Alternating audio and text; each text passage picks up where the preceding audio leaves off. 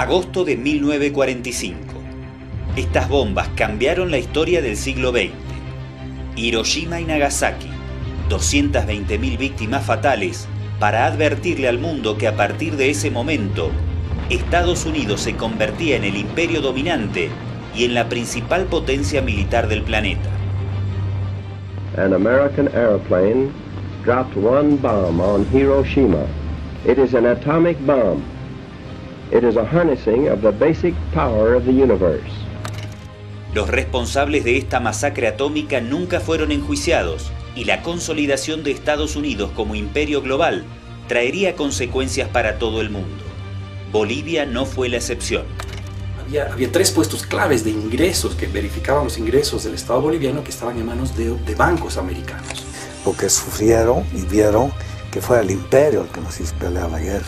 Se fortalece mucho la presencia e influencia de los organismos de cooperación interamericana, que de hecho eran organismos manejados por los yanquis. Y yo noto una injerencia política ya muy fuerte, muy descarada, ¿no?, por parte de Estados Unidos en el desarrollo político nacional.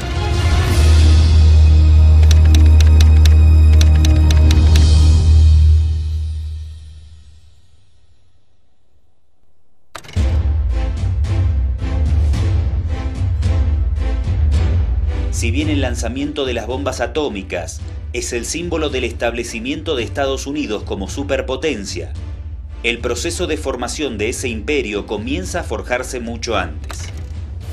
En el año 1823, el presidente James Monroe lanza la famosa doctrina que lleva su nombre y con la que se pretendió justificar todas las intervenciones estadounidenses en la región bajo el lema de América para los americanos. Para el inicio del siglo XX, y bajo la excusa de defender los intereses de sus empresas o ciudadanos, Estados Unidos había lanzado invasiones en contra de Puerto Rico, las Islas Malvinas, México, Nicaragua, Panamá, Uruguay, Chile, Brasil, Haití, Cuba, Honduras y República Dominicana. Luego de estas invasiones, la doctrina Monroe fue reajustada. El 6 de diciembre de 1904, el presidente Theodore Roosevelt decretó unilateralmente que si cualquier país del continente amenazaba o ponía en peligro los derechos o propiedades de ciudadanos o empresas estadounidenses, Washington estaba obligado a intervenir en los asuntos de ese país para reordenarlo, restableciendo los derechos y el patrimonio de su ciudadanía y sus empresas.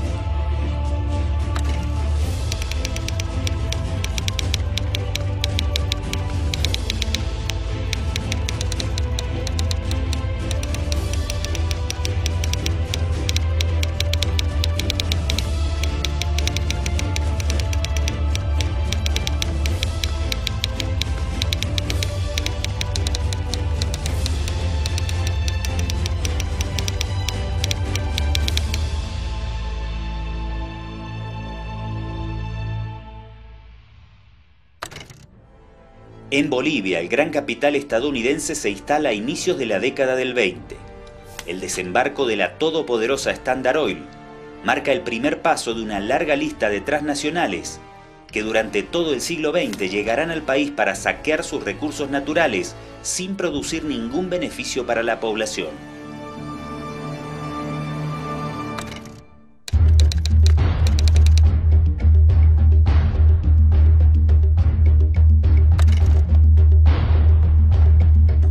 A principios de la década del 20, el presidente Bautista Saavedra entrega el país al control del capital estadounidense.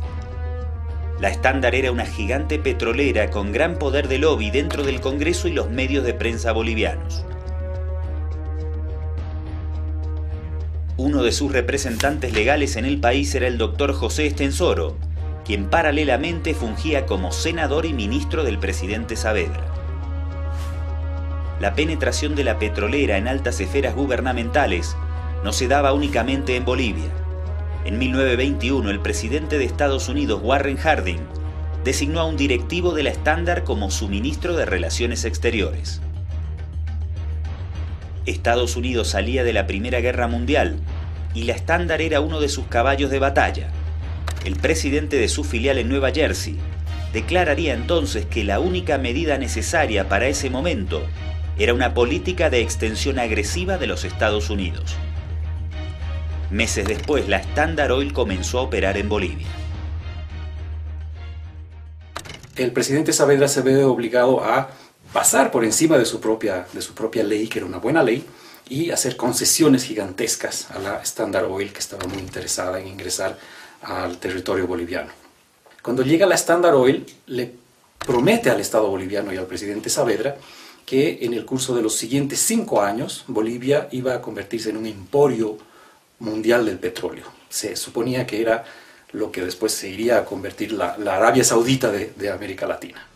Para materializar la promesa de transformar a Bolivia en Arabia Saudita, el Estado se vio obligado a contraer un crédito con la banca estadounidense, bajo unas condiciones que pusieron en serio entredicho la soberanía del país. Tanto fue el escándalo que Saavedra disolvió el Congreso para poder aprobar secretamente lo que se conoce como el empréstito Nikolaus.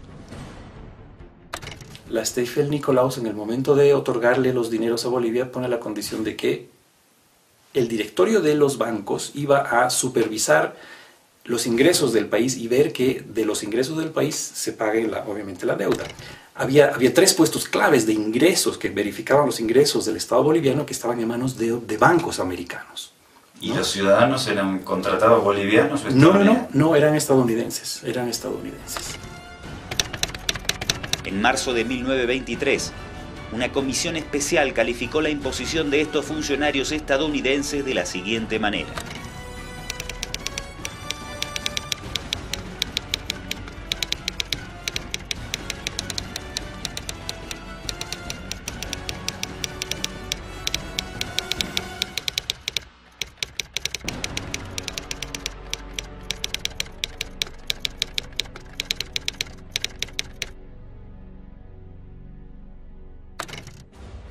Como testimonio histórico de oposición a las políticas entreguistas de la época, figuran discursos como el de Abel Iturralde.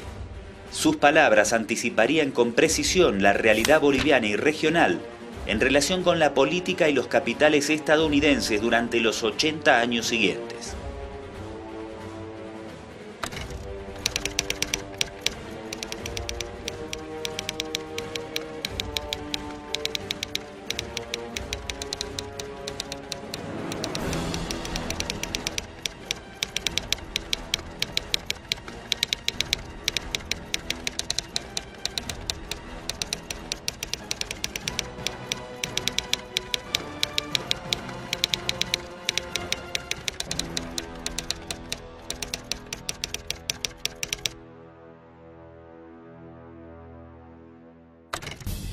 En las décadas del 20 y 30, todavía era muy fuerte la presencia del imperialismo inglés en América del Sur, por lo que la estadounidense Standard Oil mantenía una guerra no declarada por el control de los mercados con la británica Royal Dutch Shell, con fuerte influencia en los gobiernos de Paraguay y Argentina.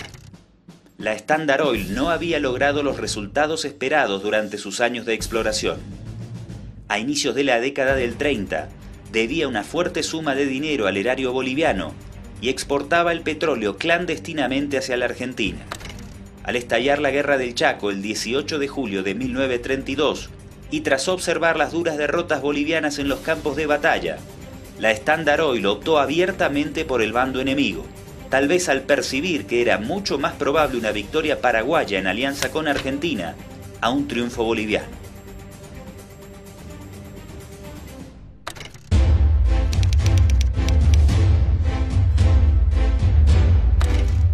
Esta fue la última gran guerra de posiciones de América del Sur. Entre 1932 y 1935, bolivianos y paraguayos se enfrentaron por el control del Chaco Boreal, en una contienda sangrienta que dejó un saldo estimado de 100.000 muertos y heridas profundas en ambas sociedades.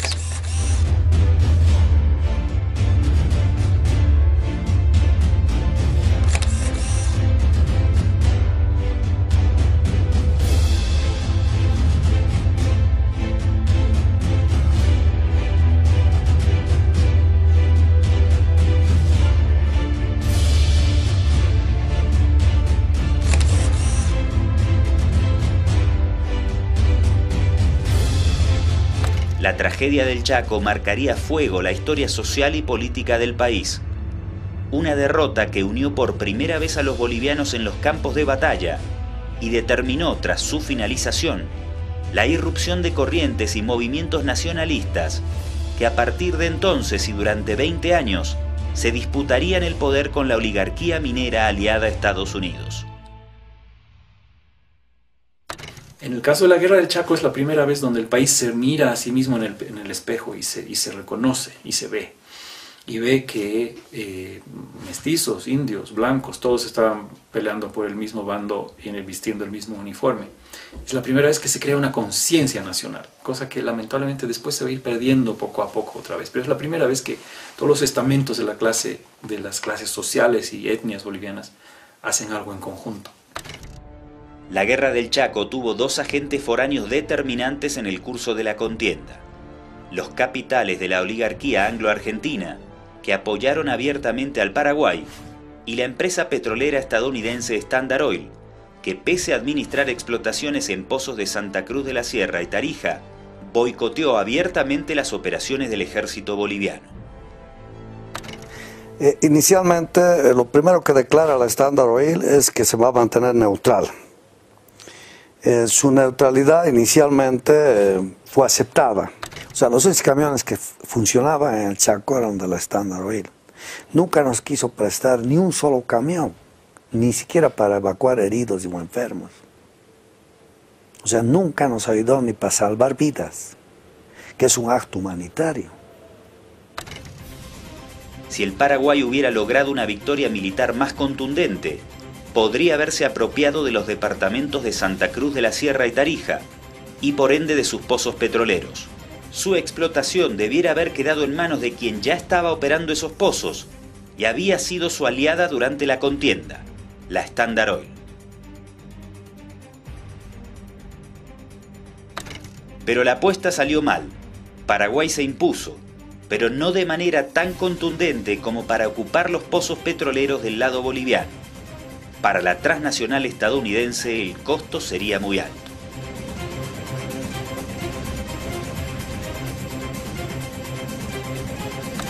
Entonces, ¿qué pasaba? Que no nos querían ni siquiera vender combustible a los bolivianos, aduciendo su neutralidad. O sea, nuestro combustible no quería vendernos. La Standard Oil se la pasaba a la Argentina y la Argentina se lo pasaba al Paraguay. O sea, el Paraguay peleaba con nuestro combustible, con nuestra gasolina, y nosotros peleábamos con la gasolina peruana. Ese fue el problema de por qué David Toro enjuicia a la Standard Oil. Finalizada la guerra, el coronel David Toro, quien había visto con sus propios ojos la conspiración de la Standard Oil desde los campos de batalla, asumió la presidencia del país.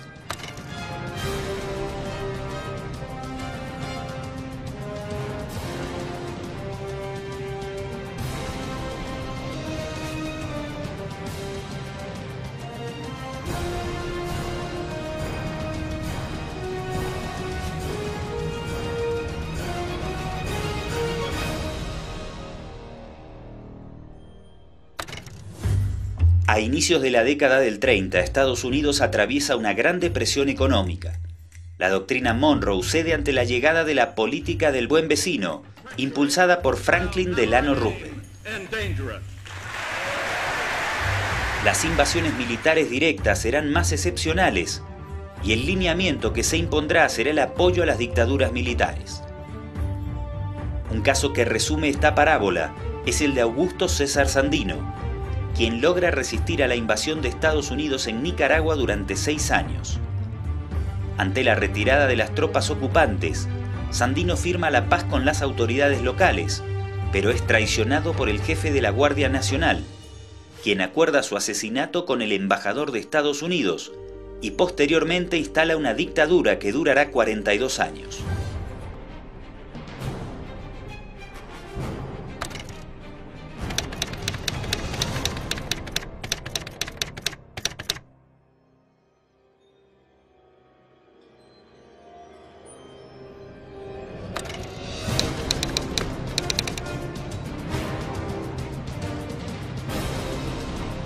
El El presidente David Toro decreta la nacionalización del petróleo con confiscación de bienes y sin indemnización, bajo el cargo de traición a la patria contra la empresa estadounidense Standard Oil Company.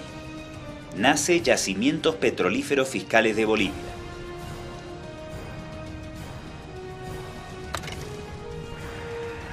El Departamento de Estado congela las ayudas a Bolivia y durante varios años presiona a La Paz para lograr una indemnización. Esa oportunidad se presentaría en 1921, tras la salida del Palacio Presidencial de los militares nacionalistas Toro y Germán Bush.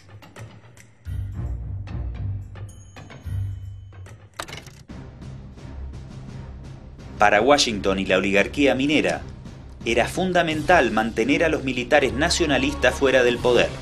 Germán Bush había decretado que el 100% de las exportaciones de estaño queden en las arcas estatales, lo que significaba una afrenta para los monopolios estañíferos aliados al capital estadounidense. El proyecto de socialismo militar propugnado por Bush sería interrumpido fatídicamente el 23 de agosto de 1939. En la práctica, la muerte de Bush devolvió la impunidad tributaria a la rosca minera.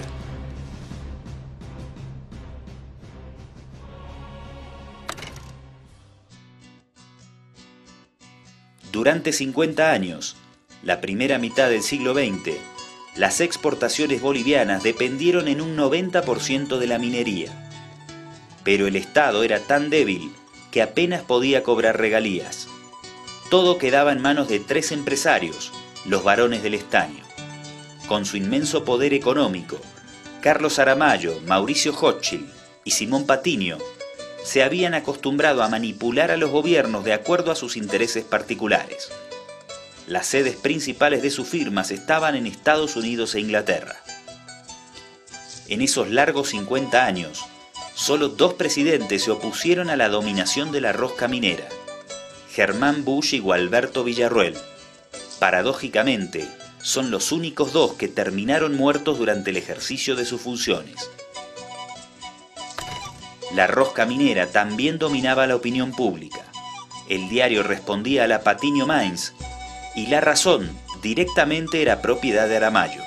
El rasgo más sanguinario de este statu quo se observaría el 21 de diciembre de 1942, cuando por presión de Patiño al ejecutivo de Enrique Peñaranda para frenar una huelga por demandas laborales, se ordenó la represión del ejército, dejando un saldo de decenas o centenares de mineros masacrados en Catavi.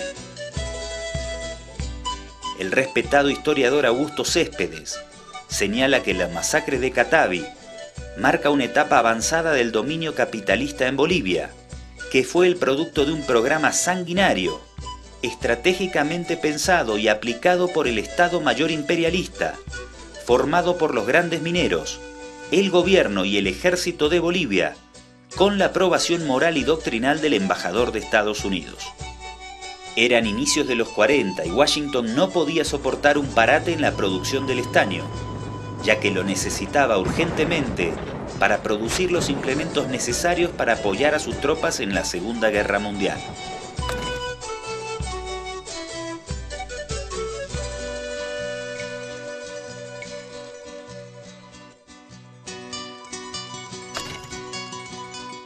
En ese marco, Estados Unidos ofrece al presidente Peñaranda un crédito de $29 millones bajo 2 condiciones: indemnizar a la Standard Oil y declarar la guerra al eje liderado por la Alemania de Hitler.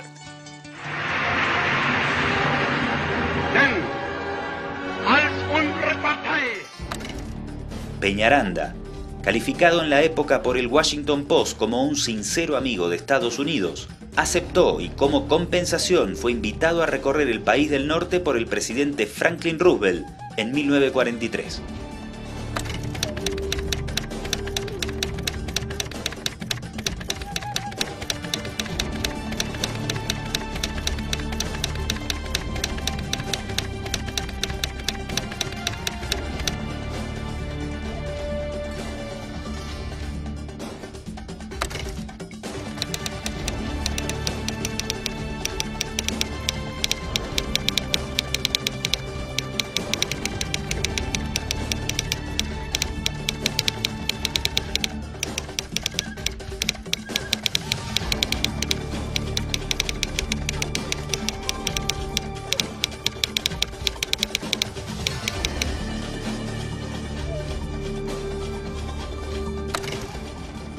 Los 29 millones de dólares aprobados por Roosevelt debían servir, según la visión de Washington, para alejar a Bolivia de las políticas nacionalistas y desarrollar una economía más afín a los intereses estadounidenses. Durante la misma década de los 40 se produce otro hecho fundamental que consolidará al gobierno estadounidense como el mandamás de las decisiones políticas estratégicas del Estado boliviano por el resto del siglo XX.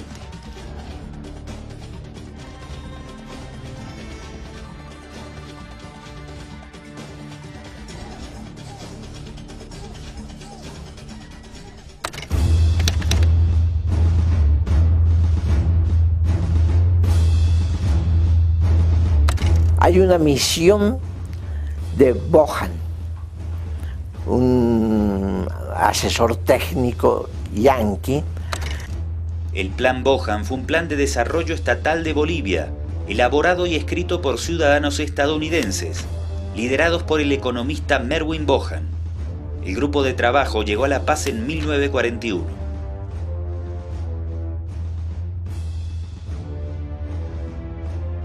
Para la prensa dominante afín a los intereses estadounidenses y oligárquicos, el recibimiento de Bohan no fue el de un simple asesor económico, sino que más bien fue presentado como un estadista y salvador. Los ejes fundamentales del Plan Bohan eran diversificar la matriz productiva del país, hasta entonces dependiente absolutamente de la minería, y establecer una comunicación vial entre Cochabamba y Santa Cruz de la Sierra, que a su vez debía transformarse en un polo de desarrollo agroindustrial. Para lograr estos objetivos, Estados Unidos decidió la creación de la Corporación Boliviana de Fomento.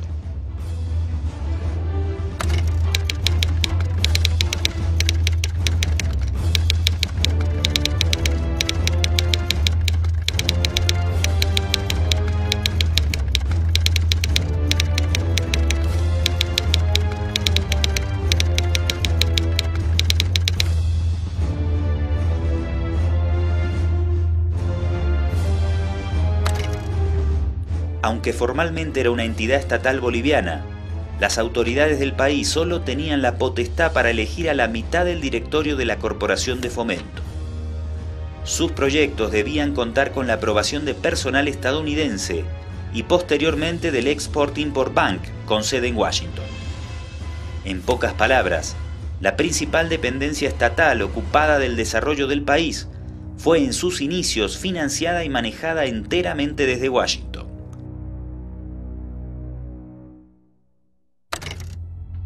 En un contexto dominado por la Segunda Guerra Mundial, la Corporación Boliviana de Fomento fue creada por Estados Unidos para asegurar la explotación de los recursos naturales bolivianos de acuerdo a sus intereses geoestratégicos: minerales y goma para la industria, alimentos, maderas y petróleo para las minas bolivianas de estaño.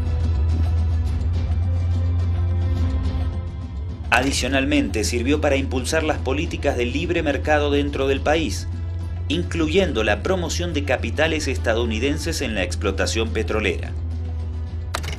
Este informe prácticamente fue seguido casi literalmente por todos los gobiernos. ¿Hasta ahora?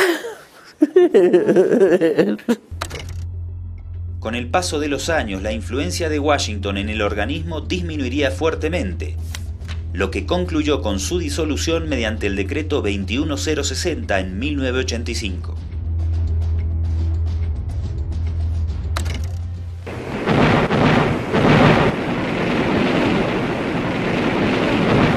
Durante y en los años posteriores a la Segunda Guerra Mundial, movimientos de índole nacionalista insurgieron en distintas partes del mundo.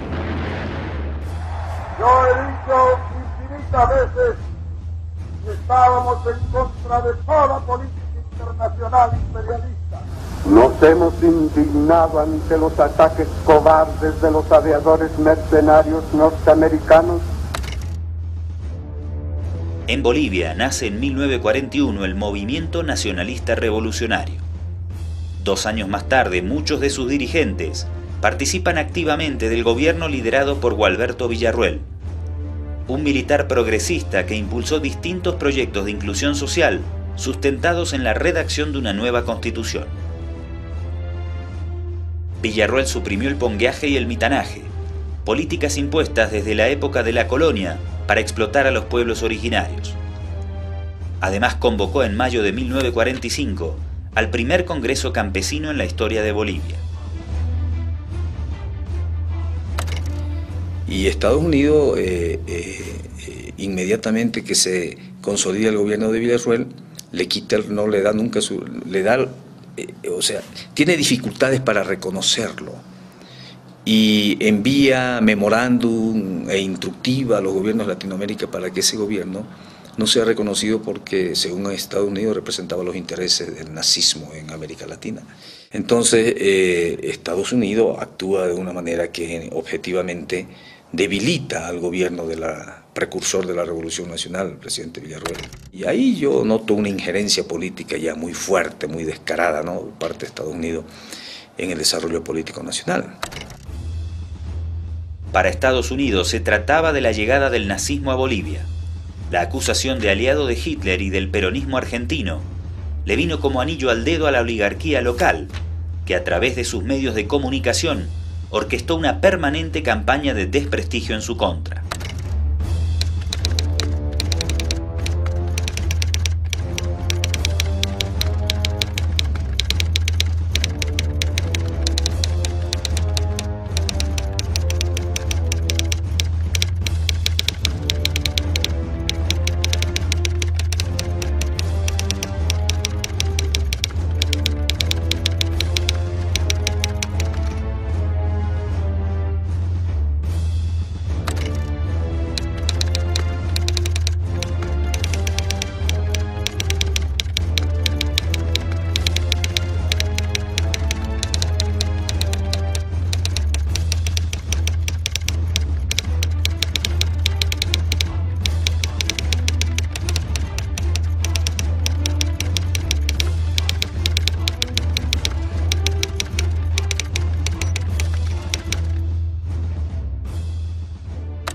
Claro, los Estados Unidos tenían un modo de ver, todo el que estaba en contra de ellos era o nazi o comunista, entonces no había diferencia en su actitud, ¿no?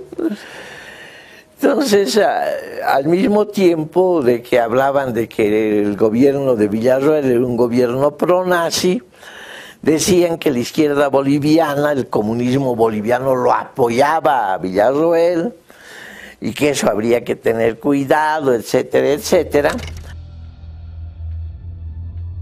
Villarroel hizo evidentes esfuerzos por acercar posiciones con Estados Unidos y quitarse de encima el mote de nazi. Incluso expulsó a una larga lista de ciudadanos alemanes y japoneses, tal como se lo exigía Washington.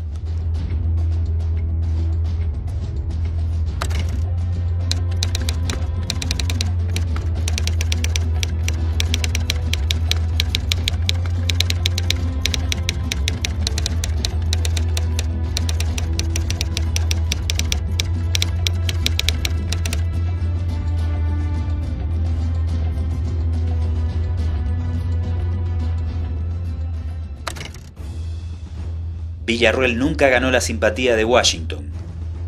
Finalmente sería asesinado en el Palacio Presidencial, junto a sus colaboradores más cercanos tras una emboscada popular el 21 de julio de 1946.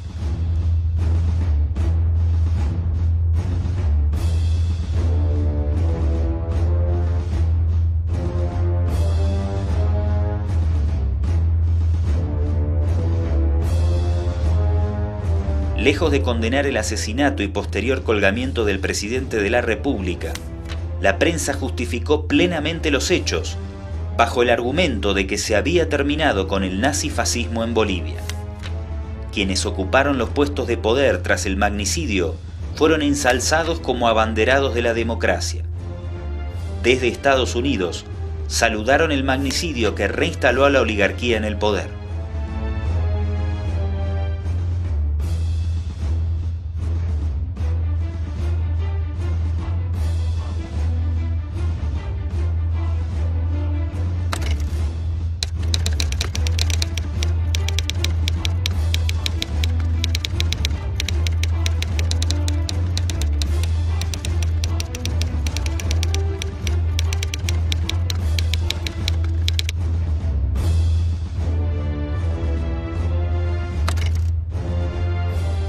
Villarroel fue la última expresión del socialismo militar boliviano.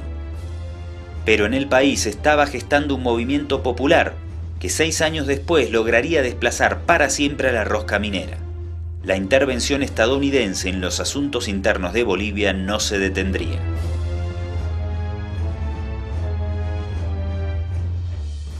Aquí está, por primera vez para el gran público boliviano, la voz viva del presidente colgado, Gualberto Villarroel.